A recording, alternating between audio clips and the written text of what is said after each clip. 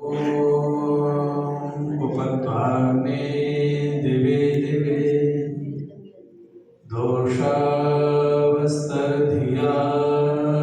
वयं नमो भरतयेमसि। पवित्र आर्य समाज के परिसर में समाज के समस्त पदाधिकारीगण, बाहर से योगा समिति से पधारे हुए सभी महानुभाव, वंदनीय मातृशक्ति धर्मप्रेमी सज्जन,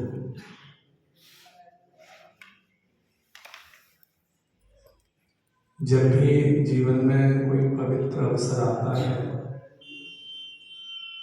मन बहुत प्रसन्न होने लगता है।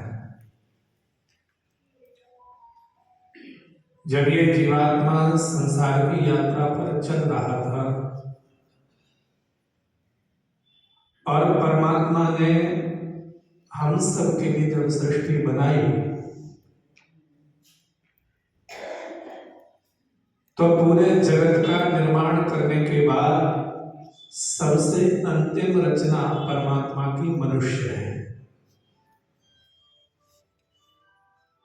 जब पूरी तरीके से ये संसार बना और इस जीवात्मा को इस संसार में कैसे आनंद मिले,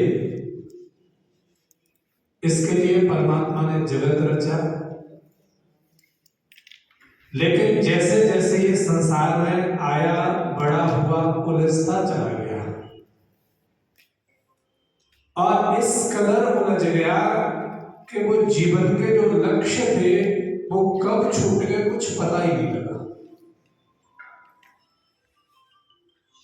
कभी अपने मन से एकांत में बैठ करके प्रश्न पूछना, ये जीवन जी रहे हैं या जीवन कट रहा है? तो कई बार मन में आपस में बातचीत करते हुए एक विचार आता है और बोलते हुए साफ जीवन कट रहा है। ये हमारे और आपके ऊपर है कि जीवन को काटना है या जीवन को जीना है या जीवन को उत्सव मनाना है। इन सब की व्यवस्था हमारे अधीन है। और समाज में हम कब बुराइयों में फंस गए, कब हमारे यहां उल्टी परंपराएं शुरू हो गई, हमें पता ही नहीं चलता। आप कई बार शादी विवाह में जाते होंगे, कई और सामाजिक कार्यक्रम में जाएंगे तो आप देखते होंगे अलग अलग स्थानों पर अलग अलग परंपराएं होती हैं। और वो परंपराएं कब शुरू हुई किसी को कुछ नहीं पता है, बस हमारे यहां होता है इसलिए हम करते हैं। किसी व्यक्ति ने एक नया घर बनाया और गृह प्रवेश पर सब लोगों को बुलाया। बढ़िया हवन होना था, चौकी सजी, जागरण होना था। जिसके घर में हवन होना था उसने एक बिल्ली पाली हुई थी। कोई घर में आपकी तरह समझदार बुजुर्ग थे, उन्होंने कहा ऐसा है घर में पूजा पाठ होगा, बाहर से विद्वान आएंगे, ऐसा करो इस बिल्ली को किसी टोकरी के नीचे ढक दो। बिल्ली को टोकरी के नीचे रख दिया, ब्राह्मण आए, हवन शुरू हुआ। उसके बाद में प्रसाद, धूप, भजन कीर्तन हुए। थोड़े समय बाद सब लोग विदा लेकर के चले गए। ये क्रम चलता रहा। संयोग से 6 महीने बाद, 1 साल बाद वो दोबारा उनके दूसरे बेटे के घर में गृह प्रवेश होना था।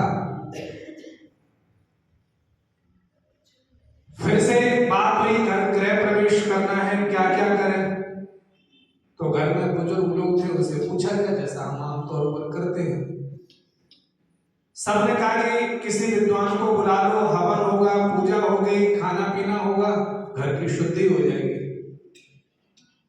तो घर में एक और पड़ोसी बैठे हुए थे, उन्होंने कहा जी पिछली बार जब हवन हुआ था तो हवन के समय गृह प्रवेश के समय उस पोखरी में बिल्ली को भी ढका गया था। अब परंपरा बन गई कि जब जब गृह प्रवेश होगा, हवन होगा, रिश्तेदार बुलाए जाएंगे, घर की शुद्धि होगी, तब क्या क्या ढका जाएगा? उस टोकरी के अंदर बिल्ली को ढका जाएगा। अब ना घर में बिल्ली है और ना उसका कोई विधि से मतलब है, लेकिन मानसिकता क्या बन गई? हमारे यहाँ परंपरा है, जब जब गृह प्रवेश करेंगे, हमारे पूर्वज करते थे, अब हमें भी बिल्ली को ढकना। कृष्ण भगवान कहते हैं, संसार की यात्रा में चलते हुए तुम अपने बुद्धि और विवेक से ये निर्णय करना क्या क्या जीवन में उचित और अनुचित है, क्या पाप और पुण्य है, क्या हिंसा और अहिंसा है, क्या न्याय और अन्याय है। अगर इसका तुम विवेक नहीं है, तुम्हारे अंदर इसका निर्णय करने की क्षमता नहीं है, तो पशु और मनुष्य में कोई अंतर नहीं। अभी मनुष्य इस संसार में जमानत पर छूटा हुआ है। सारे पशु पक्षी जितने भी संसार में प्राणी आप देखेंगे, सबको सजा हो चुकी है और पुराणों के आधार पर 84 लाख योनियों में मनुष्य को छोड़ करके सब पशु पक्षियों का आप मुख देखना नीचे की ओर है। इनकी स्थिति बताती है कि कभी परमात्मा ने इन्हें अवसर दिया था ये सर उठा करके जी सके, जीवन में कोई अच्छे काम कर सके, अपनी आत्मा का उद्धार करें, कोई धर्म का काम करें। लेकिन जब जब इन्हें संसार में अवसर मिला था, इन्होंने उस अवसर का सदुपयोग नहीं किया। अच्छा, आपके घर में आपके पास बाइक है और कोई पड़ोसी उस बाइक को मांगने आया, बहुत अच्छे संबंध थे, आपने उसको दे दिया। वो लेकर के गया, मार्केट में गया, कहीं उससे वो एक्सीडेंट हो गया, थोड़ी बाइक टूट गई। वो चुपचाप लाया, आपकी पार्किंग में खड़ी कर दी, आपको चाबी दे दी। उसने बताया नहीं, आपने देखा, बाद में देखा बाइक टूट गई है। थोड़े दिन बाद वो मानव फिर से आए, अब फिर से चाबी मांगी, अब की बार आपने फिर से चाबी दे दी। वो गए, उन्होंने उसमें चाबी लगाई, बाइक में चाबी नहीं लग रही थी। वो लौट करके गए, उन्होंने कहा साहब चाबी तो लगी नहीं रही। उन्होंने कहा आपने किस में चाबी लगाई? बोले बाइक में। बोले बाइक में नहीं लगानी, उसके साथ में साइकिल खड़ी है, उसमें लगानी थी। बोले मैं तो बाइक मांगने आया हूं। बोले बाइक ने इसलिए भी आपको बाइक की चाबी दी क्योंकि बाइक आपको चलाना नहीं आती, इसलिए अब बाइक आपको नहीं मिलेगी। परमात्मा ने भी ये मनुष्य का शरीर दिया है, अगर इसको चलाना नहीं आया तो परमात्मा भी इसको जब्त कर देता है और 2 पैर की गाड़ी से प्रमोशन करके उसके पास स्कीम है 4 पैर की, 8 पैर की, और उसके पास 2 से लेकर के 32 पैर तक की गाड़ियां हैं। जीव जंतु उसके पास 32 पैर वाले हैं। 2 से काम नहीं चलेगा, वो 4 पे भेज देगा, 4 में नहीं काम चलेगा, 6 में। कहा कि अगर इसको सही से नहीं चलाया, अगर इसका सही सदुपयोग नहीं किया, तो ध्यान रखना इस शरीर को देने और लेने वाला एक ही है, वो परमात्मा की व्यवस्था में जिसने शरीर दिया है। अगर इसका सही से सदुपयोग नहीं हुआ तो परमात्मा इस मनुष्य योनि से उठा करके किसी भोग योनि में भेज देता है। तो इस जीवन के लक्ष्य क्या है? योगीराज कृष्ण गीता में कहते हैं, इस जीवन यात्रा में संसार के भोग भोगते हुए जीवन का अंतिम लक्ष्य है परमात्मा की उपासना करना। बोले परमात्मा की उपासना किससे कैसे करेंगे? और जो जो परमात्मा की उपासना से जितना जितना दूर होता चला जाता है, कभी बस की यात्रा की है? आपने देखा होगा ड्राइवर के लिए बस में हिंदी में शुद्ध शब्द लिखा होता है चालक। जो ड्राइवर के पास में बैठा होगा, एक लास्ट सीट पर बैठा होगा, तो धक्के किसको ज्यादा लगते हैं? पीछे बैठे हुए। वही रोड है, वही बस है, एक जैसी सीट है, एक जैसी रफ्तार है, चालक भी वही है, लेकिन स्थिति में अंतर है। जितना जितना उस चालक से दूर होते चले जाओगे, धक्के उतने बढ़ते चले जाते। इस संसार का भी चालक परमपिता परमात्मा है, उससे जितने जितने दूर चले जाओगे, जीवन में धक्के भी उतने ही बढ़ते चले जाते। आज क्या हुआ?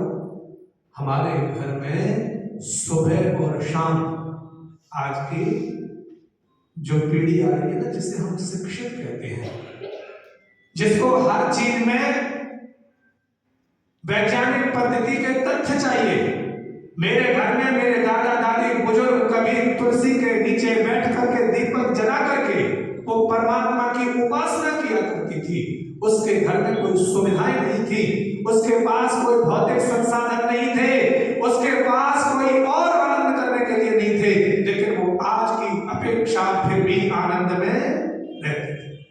आज सब कुछ होने के बावजूद भी मन दुखी है। इसका कारण क्या है? उस संसार के चालक से दूरी बन गई। मन को पवित्र करने के लिए ऋषियों ने यज्ञ पद्धति बतलाई थी, और आज हमारे परिवारों से यज्ञ छूट गए। कृष्ण भगवान कहते हैं, यो भुंक्ते स्तेन एव स, गीता के तीसरे अध्याय में कह दिया, जो देवताओं की कृपा से, परमात्मा की कृपा से जो वस्तु पदार्थ मिले हैं, पहले घर में दादी नानी बुजुर्ग पहली रोटी बनाती थी, और पहली रोटी किसके लिए निकालती थी? गाय के लिए। कृष्ण भगवान कह रहे हैं, जो मिला है वो बिना देवताओं को अर्पित किए उसका उपभोग करता है। मानो वो अन्न नहीं खाता, वो चोर की तरह अपने अंदर चोरी करते हुए पाप को कमाता है। हमने देवताओं को अर्पित करना बंद कर दिया, और वो जीवन का जो लक्ष्य मुक्ति तो उसे तो भूल जाइए। और ये मन आज सब कुछ होने पर भी शांत नहीं रहता। जिसका तन ठीक नहीं है, जिसका मन ठीक नहीं है, वो कभी भक्ति में सदगति प्राप्त नहीं कर सकता। कृष्ण भगवान कहते हैं, पहले तो सुबह ब्रह्म मुहूर्त में उठ करके गीता में वेदांत का प्रमाण देते हुए कहा, स्तुता मया वरदा वेद महता प्रचोदयन्ता पावमानि, और आगे मंत्र में कहता, आयु प्राणम। सुबह उठ करके परमात्मा से सबसे पहली प्रार्थना क्या करनी चाहिए? आयु। योगा वाले हैं तो पहले तो एक बात ये मान लीजिए कि आप पहली परमात्मा की आज्ञा का पालन कर रहे हैं। वेद मंत्र कहता है, सुबह उठ करके ब्रह्म मुहूर्त में हर जीवात्मा को पहला चिंतन करना चाहिए अपनी आयु के लिए। अब आयु तो मिल गई, मान लीजिए आपकी 100 वर्ष आयु हो गई। आप किसी, अब कई बार आप सुनते आए होंगे कथा भागवत सत्संगों में कि साहब आयु तो जीवात्मा की निश्चित है, तो निश्चित है तो फिर योगा क्यों करेंगे? आप कोई नई गाड़ी लेने के लिए गए, कंपनी वाले ने आपको आश्वासन दिया कि इस गाड़ी को आप 15 साल तक यूज करेंगे।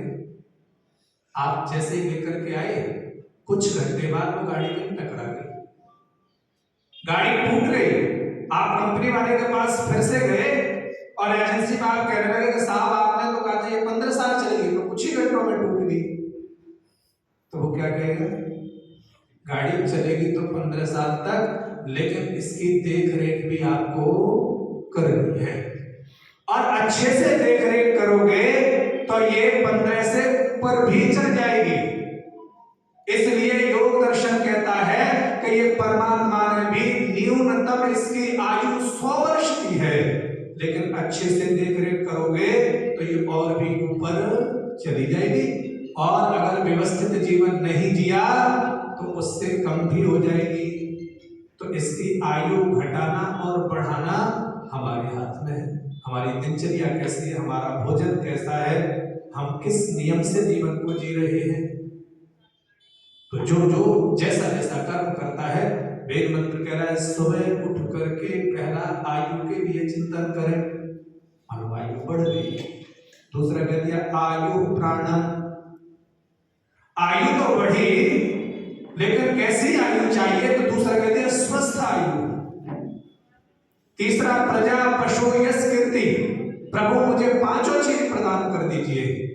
और ये पांचों कब मिलती हैं, तो वे कृष्ण गीता में कह रहे हैं यज्ञ शिष्टा सिरा संतो मुच्यते सर्व किल विषय। सारे कर्म करते हुए जो परमात्मा को अर्पित कर देता है, मानव उस संसार में कर्म करते हुए भी पापों से मुक्त हो जाता है। तो गीता योगीराज कृष्ण और हमारे यहाँ तो यज्ञ की बहुत लंबी परंपरा है। आप देखेंगे कि जब अयोध्या में राजा दशरथ के यहाँ संतान नहीं हो रही है, बच्चे नहीं है, तो राजा दशरथ पुत्रेष्टि यज्ञ करा रहे हैं। और पुत्रेष्टि यज्ञ के बाद भी जब प्रभु राम वन पर गए हैं, तो अयोध्या से निकल करके 6-7 घंटे की यात्रा करने के बाद किसी नगर के पास पहुंचे, तो लक्ष्मण कहते हैं हे भ्रात, मुझे धुआं दिखाई दे रहा है, मुझे लगता है किसी नगर के आसपास में है। तब प्रभु राम कहते हैं अगर धुआं दिखाई देता है तो ये प्रयागराज है, जहां ऋषि महर्षि बैठ करके यज्ञ के द्वारा परमात्मा की उपासना करते हैं। आप दूसरी तरफ देखें, राजा जनक जिन्होंने यज्ञ का आयोजन किया, उस समय अपने राज्य के अंदर से बड़े बड़े विद्वानों को बुला दिया, विद्वानों को बुला करके और घोषणा कर दी कि इस यज्ञ में 1000 गऊओं को दान करना चाहता हूं, और गऊओं के सींगों को सोने से मढ़वा दिया। और यज्ञ के अंदर शर्त रख दी कि ये गाय उनको मिलेगी जो अपने आप को उस समय संसार का सबसे बड़ा ब्रह्मवेत्ता मानता हो। सब विद्वान एक दूसरे को देखने लगे, किसी ने हिम्मत नहीं हुई गाय उठाने की कि गायों को अपने साथ ले जाए। कहते याज्ञवल्क्य ऋषि खड़े हो गए। याज्ञवल्क्य ऋषि जब खड़े हुए तो सामने गाय की, हमारे यहाँ उस समय महिलाओं का, विदुषियों का कितना बड़ा स्तर होता था, गाय की खड़ी हुई और याज्ञवल्क्य से कहने लगी कि तुम जिन गऊओं को ले जा रहे हो, ये गाय कोई दान में नहीं है, इनके लिए शर्त है, ये गाय उनको ही मिलेगी जो ब्रह्मवेत्ता हो। तब याज्ञवल्क्य ऋषि ने कहा चाहे तो पूरा विद्वान परिषद मेरे से शास्त्रार्थ कर ले, चाहे तो विदुषी गार्गी अकेले कर ले। तब कहते हैं उन गऊओं के लिए शास्त्रार्थ हुआ और विदुषी खड़ी हुई। गार्गी उस समय खड़े होकर के एक आचार्य को चैलेंज करती है। हमारे यहाँ उस तरीके की यज्ञों की परंपराएं थी। और आज संसार में ऋषि दयानंद से किसी ने पूछा आज सब कुछ होने के बावजूद में जीवन क्यों दुखी है? महर्षि दयानंद सरस्वती कहते हैं जब इस संसार में बड़े बड़े यज्ञों का अनुष्ठान होता था तभी आर्यावर्त सुखों से पूरित था, आज यज्ञ बंद हो गए। और इसी बात की पुष्टि करते हुए यजुर्वेद कहता है जो संसार में यज्ञ छोड़ देता है परमात्मा भी उसको छोड़ देगा। दूसरा वही उपनिषद में चर्चा आई कि जैसे नदी अपने साथ कूड़े करकट झाग को बहा करके ले जाती है, ऐसे ही जो यजमान यज्ञ करता है उसके घर की विपत्तियां भी मानो उस झाग की तरह यज्ञ के पश्चात घर से बाहर चली जाती है। हमारे यहाँ यज्ञ की बहुत सुंदर परंपरा हुआ करती थी, लेकिन हमने उस परंपरा का त्याग कर दिया। परंपरा को छोड़ दिया। और जब तक घर में यज्ञ नहीं होगा, परमात्मा की उपासना नहीं होगी, निश्चित रूप से भौतिक संसाधन एक समय तक तो सुख दे सकते हैं, लेकिन आत्मा के सुख और आनंद की प्राप्ति, उसकी अनुभूति तो परमात्मा के शरण में ही जाकर के मिलती है। इसलिए जब भी अवसर मिले, और अवसर मिलता नहीं है, अवसर बनाना पड़ता है। ये मन भी बहुत चंचल है, जैसा भी सोचोगे ये मन ही चाहे तो इस मनुष्य से देवत्व की ओर ले जाए। ये मन ही है, अगर गलत दिशा में चला जाए तो ये पतन को प्राप्त करा देता है। लेकिन इस मन के अंदर जन्म जन्मांतरों के संस्कार हैं। दो शरीर होते हैं, एक स्थूल शरीर, एक सूक्ष्म शरीर। इस सूक्ष्म शरीर के साथ जन्म जन्मांतरों के संस्कार जीवात्मा के साथ आते हैं। तो उन संस्कारों को जगाना इस मन का काम है। और मन अगर परमात्मा की शरण में चलेगा तो बुरे संस्कार दब जाते हैं। आपके और हमारे घर में अनाज होता है, आपके घर में गेहूं रखे, मक्का रखी है, बाजरा रखा है, कोई भी अनाज है, जब तक घर में सुरक्षित रखेंगे वो अंकुरित नहीं होता। जैसे ही उसको पानी मिल जाए, थोड़ी हवा मिल जाए तो अंकुरित होने लगता है।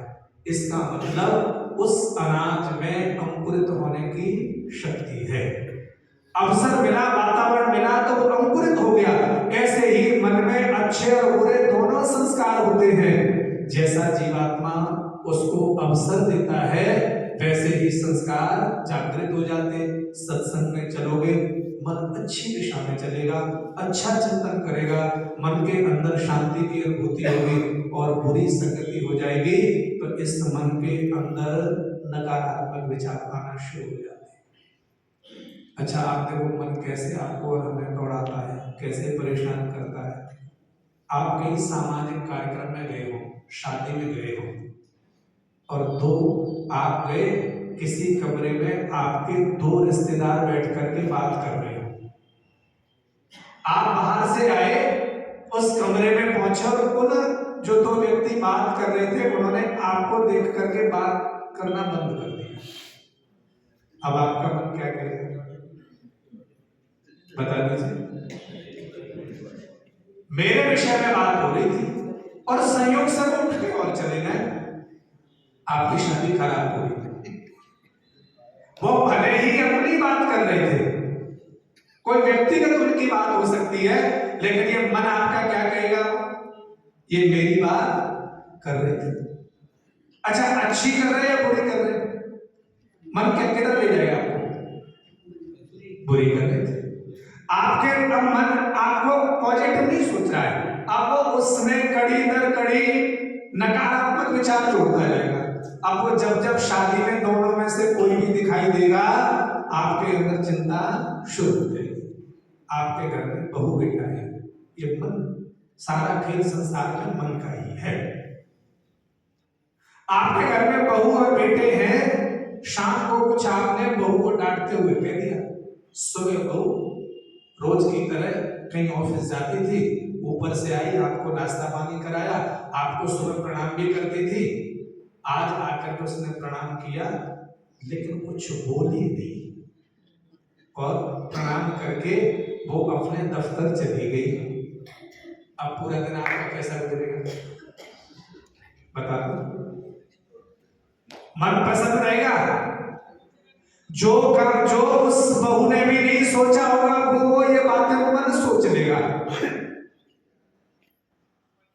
तो इस मन में ज्यादातर नकारात्मक विचार आते हैं और ये योग के बल पर रुकेंगे।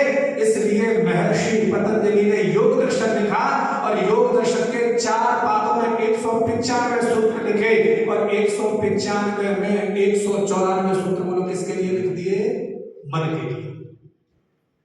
195 सूत्र में पूरे ग्रंथ के अंदर एक सूत्र शरीर के लिए लिखा है। शरीर तो कभी कभी परेशान करता है, मन तो हर क्षण बदल रखता है। और जब तक मन को नियंत्रण में नहीं करोगे, तब तक कभी भी संसार में गति नहीं हो सकती, न आध्यात्मिक में और ना ही भौतिक संसार में। तो ये मन का ही सारा खेल है, मन ही बंधन कराता है और मन ही मुक्त कराता है। एक छोटा सा प्रसंग, ईश्वर की ओर कैसे चले, ये सारा खेल मन का है। मन में जब तक मन हमारा स्वामी होगा तब तक तो कोई समस्या नहीं है, और जिस दिन ये मन हमारा स्वामी बन गया, मन हमारे कंट्रोल में है, तब तक कोई समस्या नहीं है। और जिस दिन हम मन के कंट्रोल में हो गए, ये चाहेगा तो पतन करा देगा और ये चाहेगा तो ऊपर भी ले जाएगा। और आज से 15 वर्ष पहले तक हमारे देश के अंदर कोई डिप्रेशन की बीमारी नहीं थी। पहले मन परेशान करता था तो हमने कहना शुरू कर दिया सर दर्द हो रहा है। थोड़ा मन और परेशान करने लगा तो हमने कह दिया मेंटली डिस्टर्ब रहता है, और मन परेशान करने लगा, मन नकारात्मक सोचने लगा, मन पर और बाहर के दुष्प्रभाव होने लगे। अब हमने क्या कह दिया, ये डिप्रेशन का शिकार। कुछ नहीं, कोई बीमारी नहीं है, ये सारे जिस दिन हम विचारों से हार जाते हैं, ये मन ही आत्महत्या करा देता है और मन ही संसार को छुड़ा करके भक्ति में लगा देता है। एक संसार का व्यक्ति कोई वस्तु को प्राप्त करने में आनंद की अनुभूति करता है और एक सन्यासी संसार को छोड़ने में अनुभूति महसूस करता है। ये विचार रखे। एक राजा घूमते हुए विद्वानों के पास पहुंचा और विद्वानों से प्रश्न करने लगा कि मेरे कुछ प्रश्न है, उसका मुझे समाधान दे दीजिए। बोले क्या प्रश्न है? बोले इस संसार में ईश्वर कितने हैं, ईश्वर करता क्या है, ईश्वर रहता क्या? ये 3 प्रश्न है। विद्वानों के पास खूब गए, बातचीत हुई, चर्चा हुई, लेकिन कहीं ठीक समाधान नहीं मिला। एक दिन राजा अपने रथ पर विराजमान है, सामने से देखा कोई एक संत आ रहे। राजा ने अपना रथ रोका और उस संत से, महात्मा से प्रार्थना करने लगा, महात्मा मेरे कुछ प्रश्न हैं। महात्मा ने कहा बताओ। बोले मेरा प्रश्न, पहला प्रश्न ये है कि भगवान कितने हैं, दूसरा प्रश्न है भगवान कहाँ रहता है, और तीसरा प्रश्न है कि भगवान करता क्या है। राजा महात्मा का ये तो बहुत सामान्य प्रश्न है। बोले अगर पूछना चाहते हो, भले आदमी रथ पर बैठे हुए, मैं नीचे रास्ते पर खड़ा हूं, श्रद्धा के साथ आओ, कहीं ठहराओ, मिलकर के बात करते हैं। राजा ने रथ रोका, मोड़ करके उस महात्मा को अपने आश्रम में ले आए। आश्रम उस राजमहल के अंदर एक बगीचा था और बगीचे में एक छोटी सी कुटिया थी, महात्मा को ठहरा दिया। 2 दिन बाद राजा फिर से गया, वही 3 प्रश्न फिर से पूछे। महात्मा ने कहा ये बताओ अकेले सुनना चाहते हो या सबके सामने? राजा ने कहा अगर सबके सामने सुनने को मिल जाए, सबको उत्तर मिल जाएगा। तो बोले ठीक है, सबको बुला लो। राजा ने कहा महाराज ऐसा है, अभी बुलाएंगे तो इतना जल्दी संभव नहीं है, राज्य के अंदर मैं घोषणा करूंगा, थोड़ा समय लगेगा। राजा ने राज्य के अंदर सूचना करवा दी और समय मिला। 1 महीने बाद दरबार सजेगा, बहुत बड़े महात्मा आए हैं और वो 3 प्रश्नों का उत्तर देंगे कि ईश्वर कितने हैं, ईश्वर कहाँ रहता है और ईश्वर क्या करता है। 1 महीने का समय मिला। महात्मा कहीं आश्रम में कुटिया में रहते थे, खूब घूमते फिरते थे। देखा कि उस आश्रम के पास में एक कोई किसान खेती करता था, अपने काम पर वो जाता था।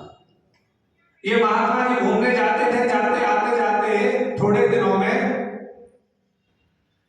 इनकी दोस्ती हो गई उस किसान से, मित्रता हो गई। एक दिन महात्मा ने कहा कि ऐसा है, अगर मुझे कभी कोई काम पड़े तो तुम मेरी मदद करोगे? ये भोला भाला किसान था, इसने कहा महाराज आप जो आदेश देंगे वो कर लेंगे। बोले ठीक है, अगर कोई काम होगा तो हम बताएंगे। दिन निकट पहुंचे, 3 दिन बचे थे। महात्मा ने उस किसान से कहा, देखो अब मुझे तुम्हारी जरूरत है। बोले बताइए, हाथ जोड़ करके खड़ा हो गया। बोले 3 दिन बाद इस राज्य के अंदर दरबार सजेगा और इन 3 प्रश्नों पर चर्चा होनी है, तुम महात्मा बन जाओ। ये किसान घबरा गया, बोला महाराज मेरे घर में परिवार है, बच्चे हैं, पत्नी है, मैं कैसे महात्मा बन जाऊं। महात्मा कहने लगे ऐसा है, तुम्हें महात्मा होना नहीं है, महात्मा बनना है। होने में और बनने में अंतर है। बोले क्या करना है। बोले ऐसा है, जो मैं वेश धारण किए हूं उसको तुम पहन लो और अपना वेश मुझको दे दो। बात हो गई। बोले दरबार सजेगा। बोले महाराज, किसान कहेगा महाराज यहां तक तो ठीक है, आपके वस्त्र पहन करके मैं महात्मा भी बन जाऊंगा, लेकिन जब राजा प्रश्न पूछेगा तो उत्तर कौन देगा, मैं तो पढ़ा लिखा नहीं हूं। महात्मा ने कहा कि ऐसा है, जब भी राजा आपसे प्रश्न करे तो कहना कि ये मेरा सेवक, ये मेरा किसान, मेरा मित्र है, ये उत्तर देगा। तो महात्मा ने किसान का वेश धारण कर लिया और किसान ने महात्मा का। दरबार सजा, दरबार के अंदर पहुंचे, पहला प्रश्न वही होने लगा। सब पूरी जनता बैठी हुई है, दरबार सजा हुआ है। जो किसान था सन्यासी का वेश करके सिंहासन पर बैठा हुआ है। पहला प्रश्न पूछा कि ईश्वर भगवान कितने हैं। ये जिसने संत का वेश धारण किया, इसने कहा कि देखो ऐसा है, आप इतने बड़े राजा हैं, राज्य का संचालन कर रहे हैं, सामान्य से प्रश्न पूछता है, ये तो मेरा उत्तर आपका मेरा किसान मित्र दे देगा। दरबार सजा तो कहा चलो ठीक है, ये दे देगा तो ठीक है, इससे पूछते हैं। वही प्रश्न पूछा, किसान बोलने लगा, जो महात्मा थे किसान का वेश धारण कर लिया, कहने लगे कि राजा देखो मैं तो पढ़ा लिखा नहीं हूं, आप ही करना, पर ऐसा करो मणियां मंगा लो और अभी निर्णय कर लेते हैं कि भगवान कितने हैं। मणियां मंगाई गई, एक थाल में मणि आई और कहा कि मणियों को गिनिए। राजा ने एक मणि उठाई, उठा करके अलग रख दी, बोला 1। दूसरी मणि फिर उठाई और कहने लगा 2। ये जो नीचे बैठे हुए थे महात्मा किसान के वेश में कहने लगे, राजा झूठ मत बोलो। बोले 2 कहां है। उठाई है, पहली रख दी, अब दूसरी उठाई तो हाथ में कितनी है। बोले 1। तो बोले दूसरी क्यों कह रहे हो। बोले इस पर दूसरा लिखा हुआ है। बोले लिखा नहीं, ये बताओ हाथ में कितनी है। बोले फिर 1 है, रख दी। तीसरी फिर उठाई, बोले कितनी। बोले 3। बोले 3 कैसे है, उठाई तो 1 ही है ना। बोले ऐसे ही परमात्मा भी एक ही है, जितनी जितनी बार वो अनुभव होता है उतने ही रूप में वो दिखाई देने लगता है। बोले इसका मतलब भगवान भी एक ही है। अच्छा, बोले दूसरे प्रश्न का उत्तर दे दो। बोले भले आदमी प्रश्न पूछ रहे हो, कुछ खिलाओ तो सही, ऐसे ही फ्री में प्रश्न पूछे जा रहे हो। बोले महाराज क्या लेंगे। बोले दूध मंगा लो। दूध मंगा दिया गया। दूध जैसे ही मंगाया, ये नीचे जो किसान के वेश में बैठे ये दूध को ऐसे घुमाने लगे। राजा कहा भाई उत्तर तो दो। बोले दूध को घुमा रहे पी लो ऐसे। बोले इसमें मैं मक्खन ढूंढ रहा हूं। बोले मक्खन कहां होता है इस दूध में। बोले कहा हमने तो सुना है दूध में मक्खन होता है। बोले महाराज ऐसे, राजा बोला महाराज ऐसे मक्खन नहीं निकलता, उसकी एक विधि है। इस दूध को पहले गर्म करना पड़ेगा, जमाना पड़ेगा, फिर मथनी से मथेंगे, फिर आग पर तपाओगे, तब जाकर के मक्खन निकलेगा। बस ये मेहनत करने लगे। यही तो मैं समझाना चाह रहा था, ईश्वर कहाँ रहता है। ईश्वर संसार में विद्यमान है, पहले उसके लिए साधना करनी पड़ती है, साधना की भट्टी में तपना पड़ता है, फिर तेरे ही अंदर उस ईश्वर का मंथन हो जाता है, तेरे ही अंदर वो परमात्मा निकल आता है। बोले ऐसे नहीं मिलता बातों से परमात्मा, उसके लिए तपस्या करनी पड़ती है, उसकी एक विधि है। राजा खुश हो गया, महाराज न कोई सुक्ति न कोई और कोई प्रमाण, ऐसे ही आपने बता दिया। बोले अच्छा तीसरा बताओ, भगवान करता क्या है? बोले अच्छा ये बताओ, गुरु कौन है? बोले आप हैं। और तुम कौन हो? बोले मैं तो शिष्य आपसे पूछ रहा हूं। तो गुरु जी नीचे बैठे हुए और शिष्य ऊपर, पहले ऊपर बिठाओ। राजा नीचे आकर के बैठ गया और जो संत भेष में थे ये ऊपर बैठ गए। अब चुपचाप बैठे। राजा ने कहा महाराज उत्तर तो दो, भगवान क्या करता है? बोले उत्तर मिल गया, ऊपर वाले को भगवान नीचे पहुंचा देता, नीचे वाले को ऊपर पहुंचा देता है। यही भगवान रोज करता है, इसलिए कर्म सुधार लीजिए। भगवान इस संसार में विद्यमान है। उत्तर मिल गए तीनों के, भगवान एक है, अनुभूति होने पर अलग अलग दिखाई देता है। भगवान संसार में कण कण में विद्यमान है, लेकिन उसको प्राप्त करने की विधि है। और तीसरा, कभी परमात्मा राजा से रंग बना देता है और रंग से राजा बना देता है। यही परमात्मा की व्यवस्था है। वक्ता में दोष होता है, वो 20-25 मिनट में तो गर्म हो पाता है, समय ज्यादा हो गया। आप सबका धन्यवाद।